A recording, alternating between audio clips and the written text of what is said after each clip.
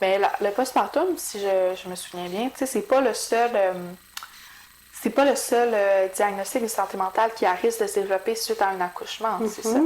100%, puis c'est souvent celui qu'on va parler de plus. Ouais.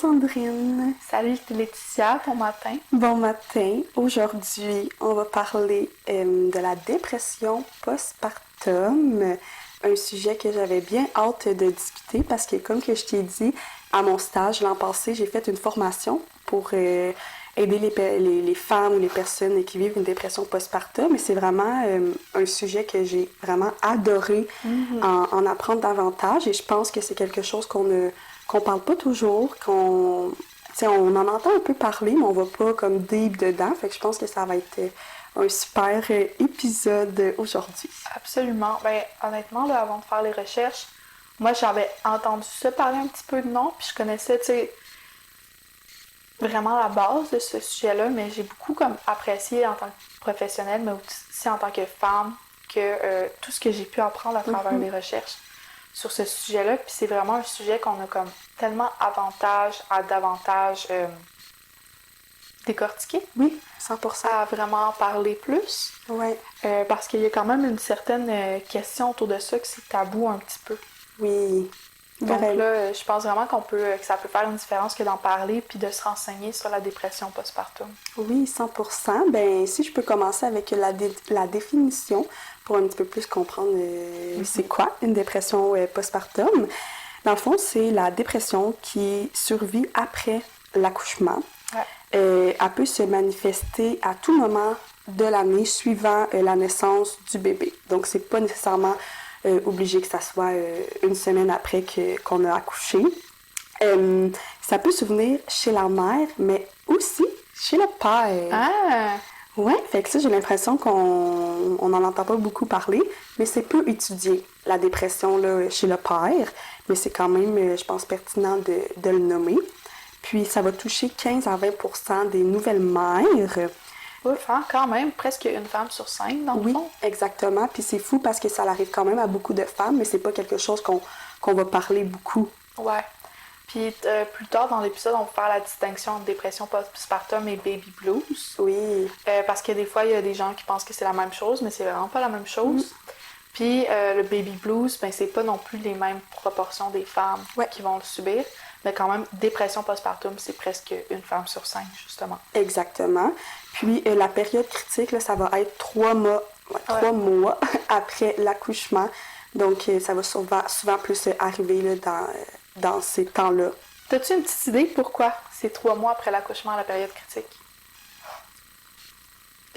En vrai, j'aurais pensé, mettons, au drop d'hormones.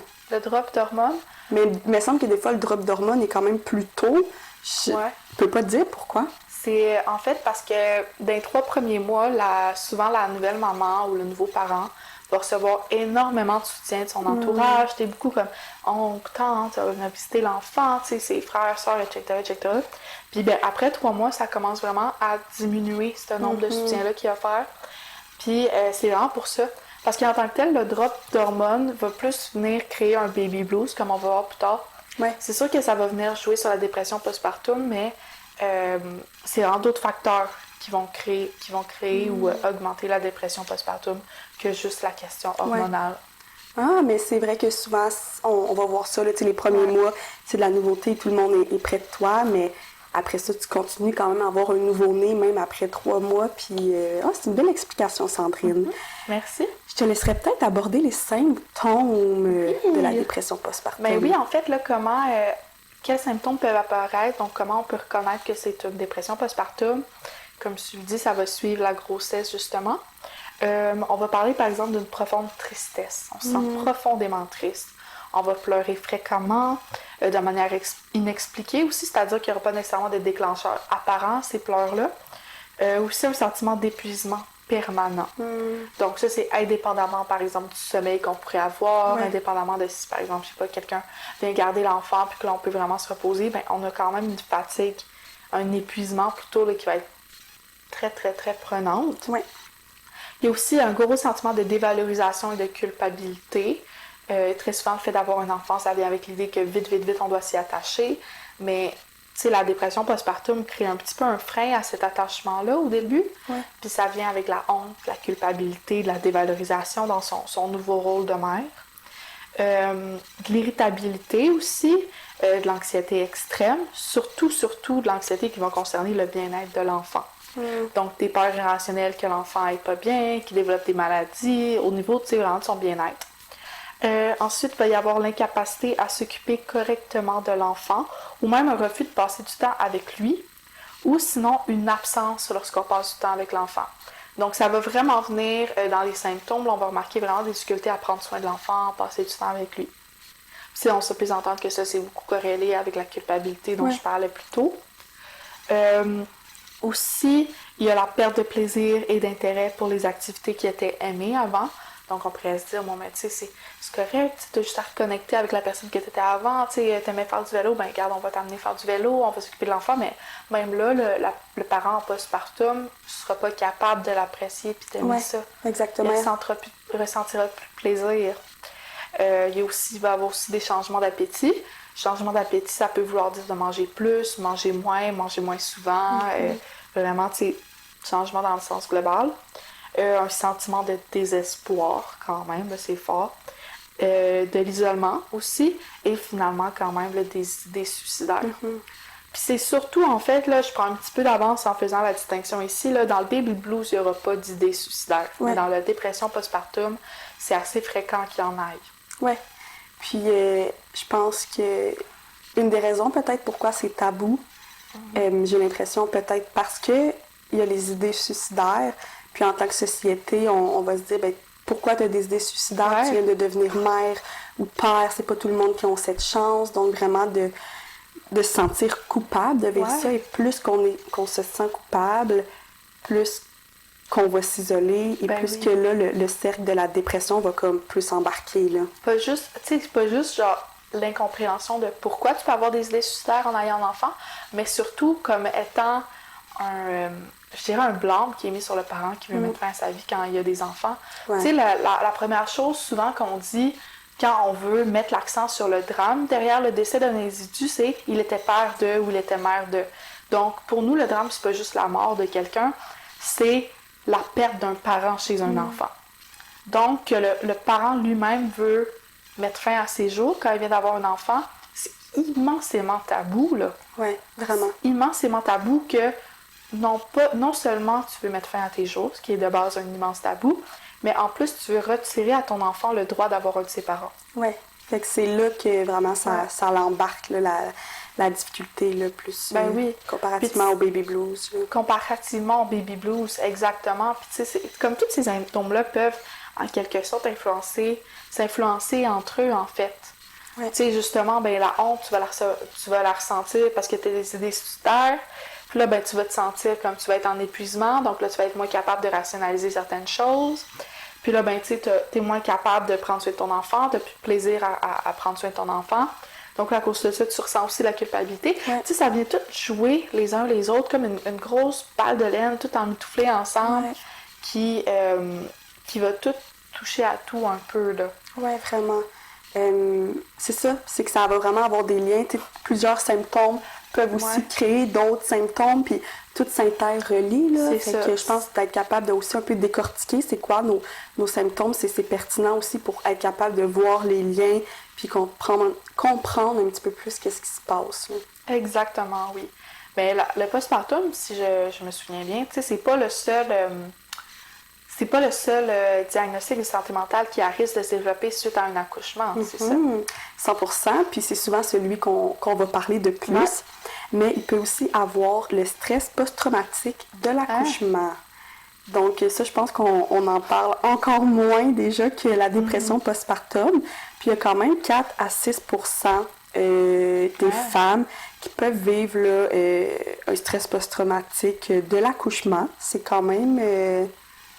comme quoi, tu sais, juste un accouchement, puis j'imagine surtout ceux qui sont difficiles, là, en soi, peut être un traumatisme qui développe un trouble de stress post-traumatique. Vraiment, puis c'est ça va être souvent par un accouchement qui est difficile. Et on a 20% des femmes qui vont vivre un accouchement difficile qui peuvent avoir des symptômes d'un stress post-traumatique, donc pas assez de symptômes pour que ça soit un diagnostic, mais ils vont quand même vivre des symptômes et de la détresse. Donc, c'est quand même pas à négliger. Ouais.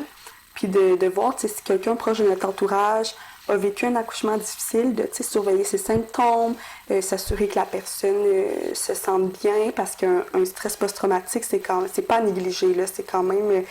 on va avoir besoin de consulter là, un psychologue, faire de la psychothérapie, là, souvent suite à un stress post-traumatique. Donc, je pense que c'est important de s'assurer si les personnes proches de nous ont vécu un accouchement plus difficile. Là. C'est ça, exact. Puis, tu sais, pas sous-estimer qu'un accouchement difficile peut être un trauma, là. Mm-hmm. Si on part de l'idée que, bon Dieu, ben, je suis pas allée à la guerre non plus, ou j'ai pas vécu une agression, quoi que ce soit, ben, t'as pas besoin d'être juste un de ces deux affaires-là pour que ça soit un trouble de stress post-traumatique.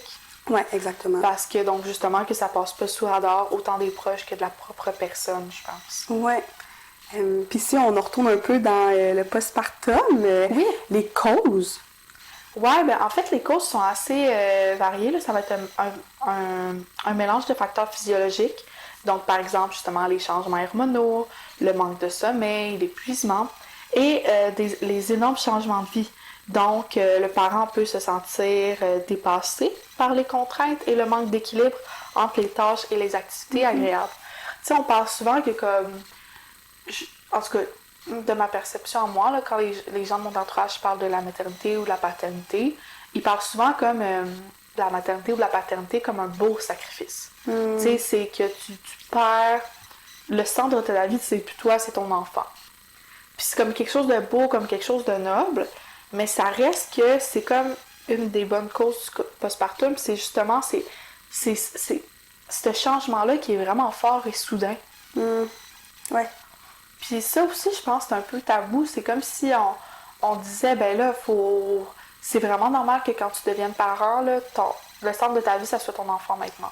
Mm-hmm. Oui, puis pour certaines personnes, c'est plus facile que d'autres. Pour certaines personnes, c'est plus difficile que leur enfant devienne le centre de leur vie, puis qu'ils doivent mettre, surtout au début, là, on le sait, là, dans les premières années, j'ai pas d'enfant, mais je sais de mon entourage qu'environ les 10 premières années, tu mets beaucoup, beaucoup, beaucoup de ton temps pour ton enfant. Là. Il n'est pas encore autonome, encore moins dans les 5 premières années.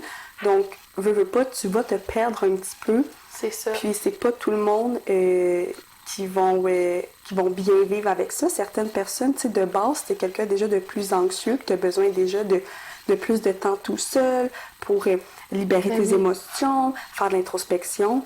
Ben ça se peut que quand tu deviens parent, tu n'aies plus ce temps-là. Donc, pour toi, tu as déjà un petit peu plus un déclencheur, ça va être plus difficile. Donc, je pense que ça veut... Ben pas je pense, mais ça veut pas dire que tu aimes moins ton enfant ou pas. Puis je pense que ça, on fait souvent des liens un peu dans notre tête. Ah, cette mère-là, son enfant, c'est pas le centre de l'attention. Ça veut dire qu'elle l'aime moins. Ben non. Pas nécessairement, là. C'est exactement ça, dans le sens qui est comme le... Tu sais, aussi, le parent, il va agir à titre de modèle. Donc, si tu donnes comme modèle à ton enfant de tout sacrifier de toi, ben il va reproduire ça aussi, ce qui n'est pas nécessairement non plus souhaitable. Oui. Donc, c'est sûr que ça vient vraiment créer ce qu'on appelle des changements identitaires chez les parents. C'est-à-dire qu'il va y avoir un réaménagement important dans son identité, ainsi que des réflexions sur son enfance et ses relations avec ses propres parents. Ce qui peut être assez bouleversant quand on y pense. Tu sais, devenir parent, ça sous-entend des fois comme penser à sa propre enfance, penser à comment ses parents étaient. Puis des fois, on se rend compte qu'il y a des parties de notre enfance qui nous ont blessés, puis qui n'ont pas été réglées. Ouais. Puis ça, là, c'est dur, là, souvent, là, pour un nouveau parent de réaliser tout ça. Oui, exactement. Puis je pense que pour certaines personnes, ils veulent pas reproduire qu'est-ce qu'ils ont vécu. Mais des fois, ils ont besoin aussi d'avoir une introspection ou de parler avec leurs parents de qu'est-ce qu'ils ont vécu. Qu'est-ce qu'ils ont vécu. Puis souvent, en arrière de ça, ils vont avoir la peur d'en parler à ses parents par peur qu'ils pensent qu'ils n'ont pas été des bons parents. Fait que, tu sais, c'est pas juste ta couche de ton enfant. Non, il y a beaucoup d'introspection. Puis, tu sais, en ayant discuté avec des personnes proches de mon âge dans les environs, tu sais, qui ont accouché, ils ont nommé que devenir parent, ça a vraiment changé leur vie. Ils ne sont plus la même personne. Exactement. Ils sont plus la même personne. Puis, tu sais, de se demander, eh bien, elle est rendue où la personne que j'étais avant? Elle a changé, c'est sûr, là, puis tu peux la retrouver aussi, mais des fois, c'est un changement pour le mieux, mais des fois, c'est un changement qui nous fait peur parce que ça nous dénature un petit peu. Il y a aussi certains deuils qui peuvent être vécus lorsqu'on devient parent. Par exemple, le deuil de sa vie d'avant, comme je parlais. Le deuil de l'enfant idéal ou de la maternité idéalisée, qui est quand même intéressant. On en parle-tu un peu? Ben, 100%. Je pense que on va se faire... En tout cas, moi, je suis en général quelqu'un qui se fait des idées d'une situation, comment ça va se passer. Puis, ben souvent, c'est rare que ça se passe comme qu'on croit que ça va se passer. Donc, de s'être imaginer que ton enfant allait être comme ça. Par exemple, si toi, t'as été un enfant avec pas de difficulté, tu peux avoir l'impression que ton enfant aura aussi pas de difficulté, mais pas nécessairement. Donc là, ça peut être un enfant, juste par exemple, un enfant qui écoute pas trop, qui a le trouble de position, ben ça peut être très difficile là, comme parent de devoir accepter ça, que ton enfant, il est pas comme que toi tu le veux à 100%, il a sa propre personnalité aussi, là. Ouais, exactement. L'enfant a sa propre personnalité, puis justement, ben, tu sais, c'est par exemple là, un parent que la lecture a toujours été super important, puis que ben, son enfant, c'est pas un de ses intérêts, ou même qu'il y a un problème d'apprentissage en lien avec ça, ben, tu sais, il y a comme des petits deuils comme ça, parce que qu'on le veuille ou non, on se fait cette image-là, on se fait ces attentes-là envers notre futur enfant. Ouais. Sauf que l'enfant est pas le fruit de ce qu'on veut. L'enfant est sa propre personne, et ça, dès la naissance. Tu sais, il vient avec son propre, bagage génétique, mais il vient aussi avec son propre tempérament. Oui. Il va venir avec ses propres prédispositions, par exemple. Puis des fois, ben, c'est justement, ça vient avec des deuils. Faut pas rendre tabou ces deuils-là. Le parent n'est pas dans le tort de les avoir. C'est complètement normal. Puis c'est complètement normal aussi pour l'enfant peut-être d'en souffrir ou de se rendre compte tout moins. Il y a aussi le deuil, justement, comme je parlais, de la maternité idéalisée. C'est-à-dire de se faire une certaine idée de la maternité. Puis quand on arrive pour la vivre, ben, on se rend compte qu'il y a des choses qu'on ne nous avait pas nécessairement prévenues, il y a des choses qui sont différentes de nos attentes, d'avoir sous-estimé, par exemple, le manque de sommeil, d'avoir sous-estimé les tâches qui sont à faire, avoir surestimé le support qu'on aurait reçu. Tu sais, il y a tous ces petits deuils-là qui coexistent quand on devient parent, qui ont tout intérêt à ce qu'on les aborde et qu'on les normalise. Ça fait pas nous de mauvaises personnes de les vivre. Au contraire, parce qu'ils vont vivre en nous même si on n'en parle pas. Oui, 100%. Donc, quand on parle de nos attentes puis des déceptions qu'on peut avoir, il y a plusieurs attentes qui ont été comme recensées comme étant les plus fréquentes, qu'on peut aborder peut-être un petit peu, soit les attentes non comblées que l'arrivée d'un enfant peut, par exemple, réunifier un couple fragile. Tu sais, cette idée-là, selon laquelle, avec l'arrivée d'un enfant, mais je sais pas, moi, si le couple, il va pas tant bien, ben là, ça va aller mieux parce qu'on a comme on a un défi commun, on a un projet commun, mais pas nécessairement. Parce que, tu sais, par exemple, dans un couple hétérosexuel, où, ben, justement, ça va pas tant bien dans ce couple-là, puis, ben, ça peut aller encore pire si, par exemple, l'un des deux parents se rend compte que l'autre correspond pas à ses attentes. Ouais. Tu sais, par exemple, je pensais que tu serais plus présent, je pensais que tu me soutiendrais plus, je pensais pas que tu retournerais travailler et faire des heures supplémentaires aussi rapidement. Toutes ces affaires-là, ben, c'est vraiment laisser la place à de la déception. Oui. Il y a aussi le fait de réparer l'estime de soi et de combler une carence affective. Ça va arriver fréquemment, par exemple, qu'un nouveau parent avait une estime de soi fragile. Puis à travers son rôle de parent à venir, il va se dire « là, je vais avoir plus d'estime de moi, je vais être plus fière de mes accomplissements. » Ça n'arrive pas toujours, malheureusement. Ou finalement, on découvre aussi notre partenaire d'une nouvelle manière. Tu sais, ce qui peut nous entraîner un changement de dynamique ou même de perception de son partenaire, justement. Oui, puis je pense qu'en début, souvent, de parentalité, c'est pas facile là, comme couple de vivre ça. C'est de la nouveauté rapidement. C'est accueillir une nouvelle personne dans... Tu sais, ton enfant, c'est une nouvelle personne dans la dynamique du couple. Donc, c'est toutes des choses qui sont quand même pas à prendre à la légère. Oui, exactement. Exactement. Puis, je trouve qu'il y a quand même un certain lien à faire avec les réseaux sociaux quand on parle des attentes puis tout ce qui est idéalisé. Tellement. Il y a une très grande, je crois, image de la parentalité sur les réseaux sociaux. Personnellement, je vois beaucoup de parents que c'est comme un peu l'idéal là, qu'on s'est imaginé. La personne a son conjoint pendant, par exemple, un vraiment bon bout de temps, conjointe là, à la maison, ou simplement la personne son enfant fait toutes ses nuits, capable de faire du gros ménage à la maison, elle est toute clean, les repas sont prêts, déjà remis au sport, déjà retrouvé sa shape d'avant full rapidement. Puis tu sais, c'est quoi sa shape d'avant en tant que telle, là? Mais on voit beaucoup ça. J'ai l'impression que ça commence doucement. On commence à voir des parents qui montrent la réalité parce que ça se peut que tu aies passé 2 jours avec la toque puis les cheveux bien gras, tu sais, parce que ton enfant a besoin de temps puis tu peux pas t'occuper de toi. Donc, je pense que ça impacte quand même l'image qu'on va se donner d'être mère. Puis même moi, j'écoute beaucoup de vlogs sur YouTube, puis j'aime beaucoup les vlogs des familles, là, de quand ils ont un nouveau bébé naissant.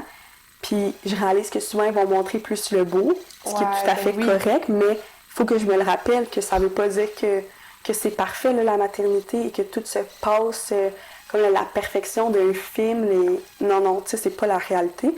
Donc, je pense si on aime ça, suivre ce genre de contenu-là, mais de s'assurer de soi, aller chercher des personnes qui vont montrer plus la réalité. Puis ou sinon, de se rappeler que qu'est-ce qu'ils vont montrer, ben ça veut pas dire que leur semaine s'est passée comme ça tout le long, là. Exactement. Tu sais, les gens montrent ce qu'ils veulent montrer, tout simplement, puis de se questionner. Tu sais, on fait tout le temps des liens avec les autres épisodes, là, mais de se questionner en tant que parent, peut-être, ben c'est quoi l'impact que ça a sur mon estime de moi? C'est quoi l'impact que ça a sur mes attentes envers moi-même de consommer ce genre de contenu-là? Puis même, en fait, là, pas juste... tu sais, on parle du postpartum, mais la parentalité en général... C'est quoi les effets, par exemple, que l'enfant... Tu sais, l'enfant peut être exposé à du contenu, justement, là, comme des familles qui font des grosses activités qui coûtent super cher, avec genre plein de jouets, là. Ça, j'en entends... Ça m'est arrivé quand même quelques fois d'en entendre parler, justement.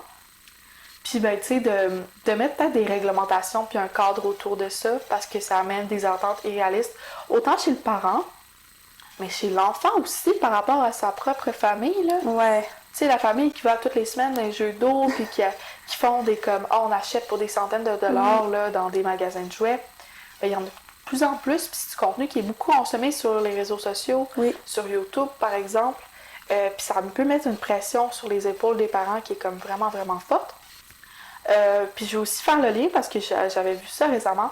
On est comme dans une belle période quand même là-dessus où c'est de plus en plus démocratisé, puis il y a de plus en plus de contenu sur la parentalité bienveillante, sur c'est quoi que les recherches, tu sais, beaucoup de vulgarisation scientifique sur c'est quoi que la recherche parle de la parentalité. C'est une super belle chose, ça donne accès aux parents de manière rapide, efficace et simple à justement comme des bonnes pratiques éducatives.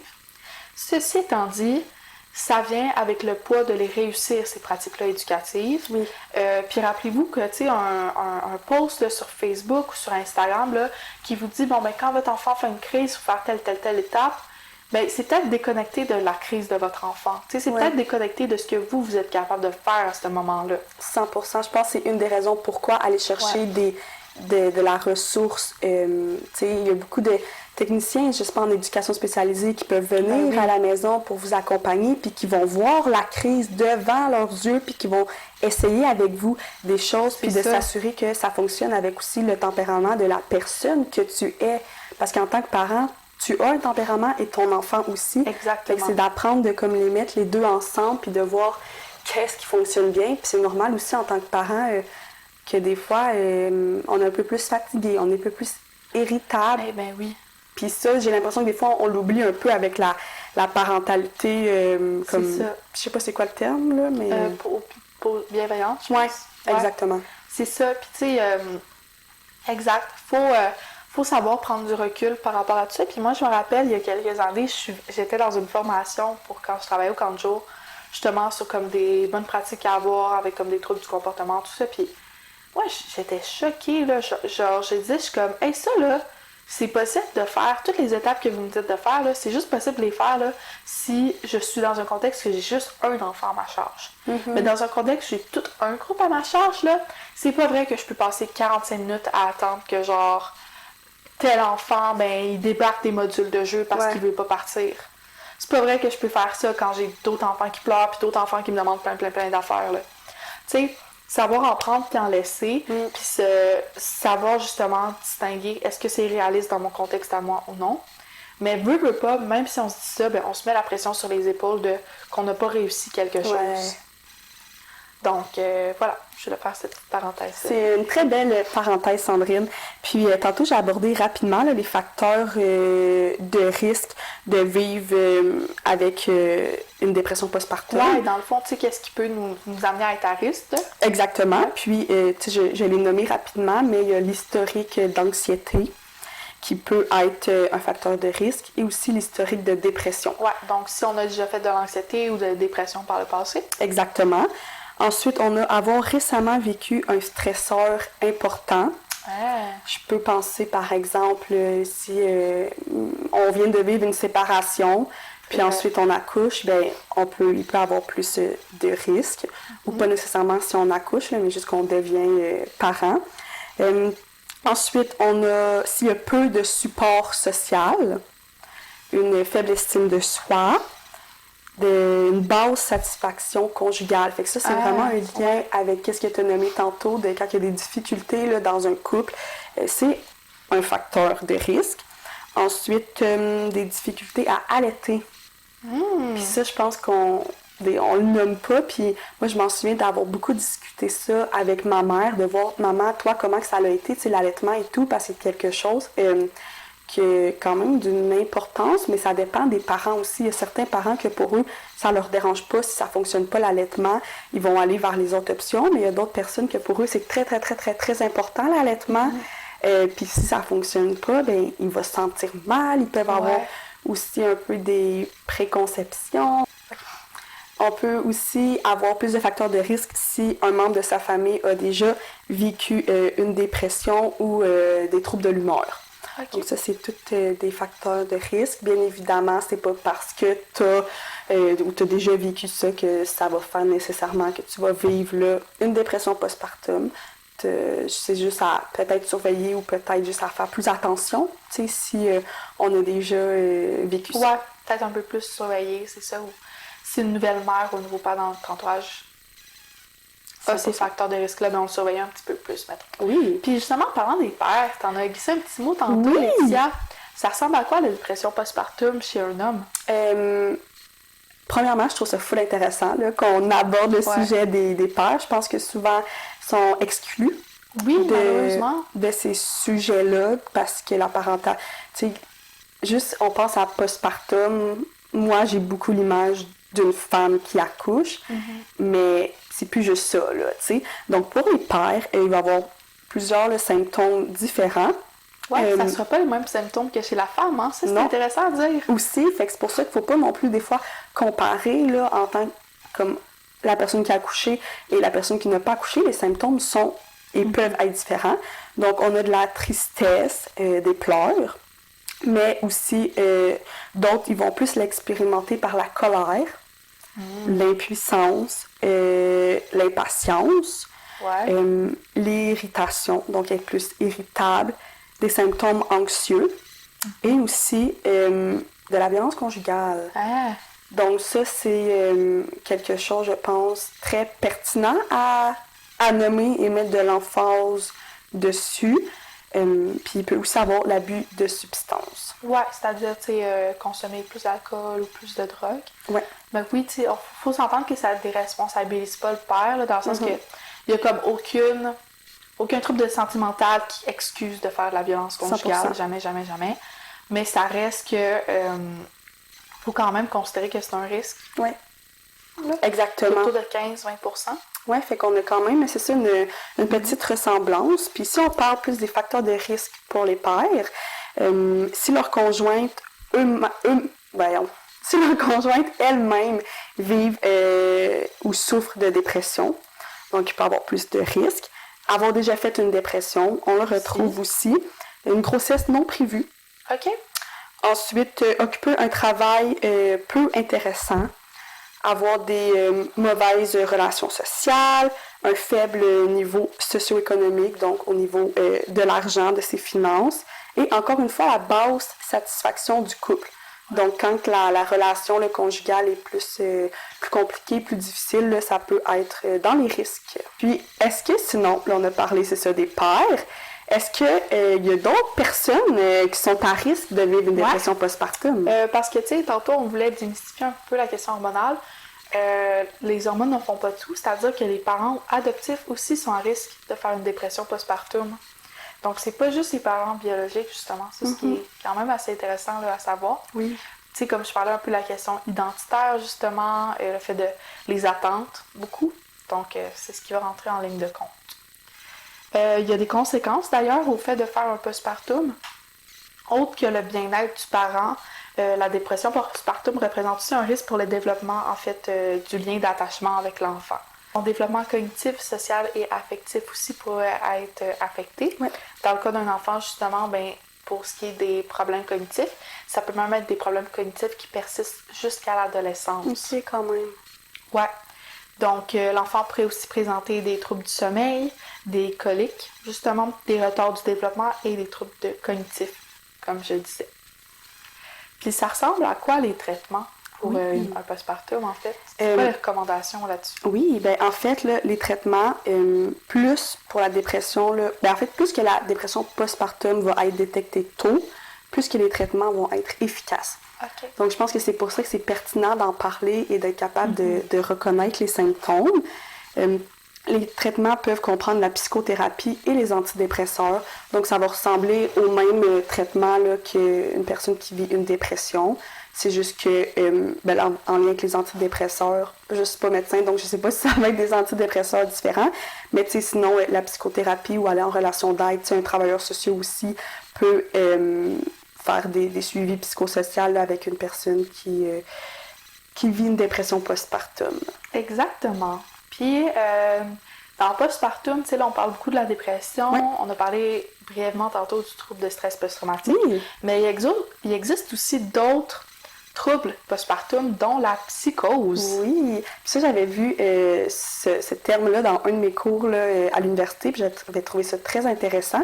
Puis il y a même un documentaire qu'on pourrait mettre, j'ai pas pensé à te le dire, mais c'est un documentaire de Télé-Québec. Okay. Puis c'est des parents là, qui parlent de... Il y a des personnes qui ont eu dépression postpartum, il y en a qui ça a été psychose postpartum, donc je pense que ça peut ressembler un peu à un témoignage, tu sais.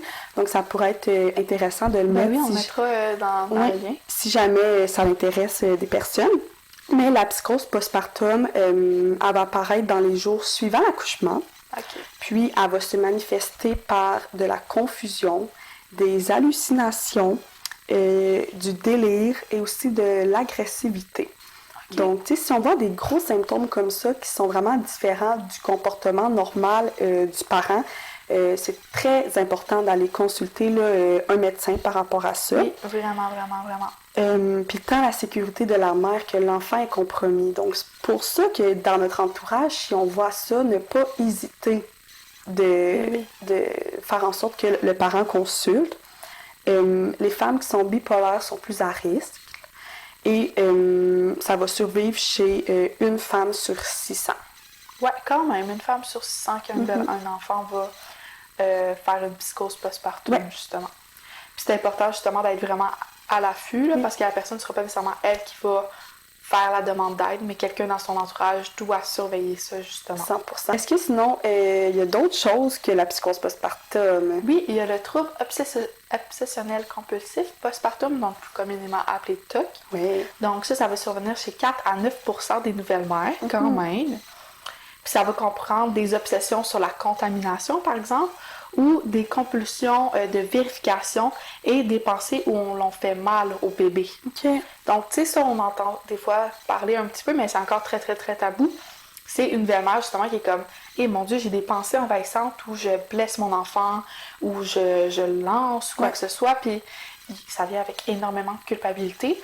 Mais très souvent, ça va être symptôme d'un TOC, un trouble obsessif-compulsif. Puis là, encore une fois, ce qui peut être augmenté par la culpabilité et la honte ressentie. Mais c'est pas nécessairement un reflet de la dangerosité du parent, justement. Ça va être plus être la psychose, comme on dit, que ça va être dangereux pour l'enfant. Donc, il n'y a aucune intention de passage à l'acte avec le TOC. Faut le préciser, là, le parent va avoir ces pensées-là qui vont survenir, mais il n'y aura pas le risque que ça survienne. Exactement. Puis ça va souvent accompagner un épisode dépressif, justement. Donc, c'est à surveiller. Par exemple, un parent qui fait un postpartum, regardez, est-ce que ça se peut qu'elle ait aussi des symptômes du TOC en même temps? Parce que là, ça va de préciser le traitement pour qu'il soit plus efficace. Il faut vraiment savoir l'entièreté du diagnostic à ce moment-là. Puis, est-ce que y a comme des manières d'un peu prévenir tous ces troubles-là? Bien sûr! Donc, tout d'abord, ça va vraiment de détecter la détresse durant la grossesse, même si c'est postpartum, c'est-à-dire après la grossesse, il y a quand même des trucs qu'on peut observer au moment même que la femme est enceinte ou que le parent attend l'enfant, justement. C'est-à-dire, est-ce qu'il y a des attentes irréalistes? C'est quoi son niveau d'anxiété? Ça ressemble à quoi ses inquiétudes? Aussi, de connaître les symptômes afin de réduire la gêne qui y est associée. Tu sais, ce qu'on fait en ce moment, là, quelqu'un qui écoute ce podcast-là, puis qui prend note de ça ressemble à quoi ces symptômes-là, puis qui les garde en tête ou qui fait des liens avec ce qu'il a vécu, ça, c'est une manière de la prévenir, la dépression postpartum. Il y a aussi le fait de faciliter le fait d'aller chercher de l'aide et, en tant qu'entourage, d'offrir de l'aide aussi. Il y a un programme au Québec que ça s'appelle Ma grossesse, c'est-à-dire que dès qu'une personne est enceinte, elle s'inscrit là-dessus, puis ça coordonne, ça facilite en fait le fait d'aller chercher de l'aide. J'encourage tout le monde qui est enceinte d'aller chercher cette aide-là, par exemple. On parle aussi d'inclure davantage les pères afin de mieux observer leurs signaux à eux aussi. De base, c'est un facteur de protection pour plein d'affaires que le père soit plus inclus dans l'enfant justement qui est à venir dans la grossesse, puis que ça soit pas juste sur les épaules de la mère, mais aussi pour le bien-être du père, en fait, que de l'inclure comme ça. Puis finalement, justement, de les inclure plus dans l'arrivée là, du bébé, de leur demander à eux comment vous vous sentez par rapport à ces changements-là qui surviennent, comment vous vous sentez dans leur relation actuellement, c'est quoi vos inquiétudes, c'est quoi les zones que vous avez plus hâte, ça ressemble à quoi votre sentiment de compétence en parentalité. Donc vraiment, ça fait vraiment le tour là, de ce qui peut nous aider à prévenir tout ça. Puis, petite information là, supplémentaire, mais en fait, les femmes qui ont eu leur grossesse durant la COVID étaient 2 fois plus à risque de présenter une dépression postpartum. C'est immense, ça? Oui. 2 fois plus? Exactement. Puis, je pense qu'on l'a quand même... tu sais, parce que dans les facteurs de risque, il y a quand même l'isolement. Donc, pendant la COVID, on s'entend qu'on était très isolés. Donc, ça peut être un petit peu expliqué par ça.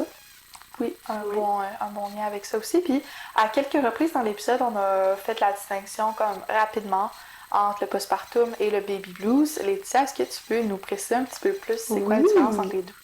En fait, le baby blues, ça va être dans les premiers jours suivant la grossesse. OK, un peu comme la psychose postpartum qui est dans les premiers jours. Exactement. Puis ça va se manifester par de l'irritabilité, de l'anxiété, de la vulnérabilité et des sautes d'humeur. Donc ça va être vraiment les symptômes d'un baby blues. Puis comment un peu ça va... Pourquoi ça s'explique, en fait, là, ça va être la réaction transitoire qui s'explique par la chute d'hormones importantes. Fait que ça, c'est une des causes. Puis ça va augmenter le stress. Puis c'est aussi en lien avec le manque de sommeil. Ouais. Donc, ça va plus ressembler là, à ça pour le baby blues. Ça va toucher 80% des femmes qui accouchent.